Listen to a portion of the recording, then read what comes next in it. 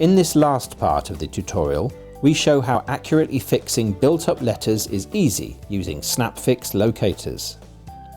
First, blocks are made from offcuts and glued in place on the back of the letters using the recommended adhesive. They need to be made to the depth of the return. The male locator part of the SnapFix locator is then glued in place on the blocks. Depending on the size of the letters, 3 locators per letter is usually sufficient. When the adhesive is cured, the letters or text can be positioned on a paper roll, which can be used as a template for fixing. When the correct position is established, the letter is simply pressed down. Raised points on the male SnapFix locators make indentations in the paper roll.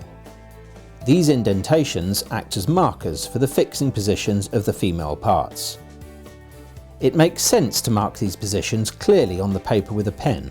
The template can then be positioned on a wall or a sign substrate, and the holes for the female fixings can be drilled accurately using the marked positions. Note that it is important to use the correct screws, raw plugs if required, and drill bits as recommended by the manufacturer of the fixings. Now bring the male locators on the letter or text into alignment with the female locators and press together to fix.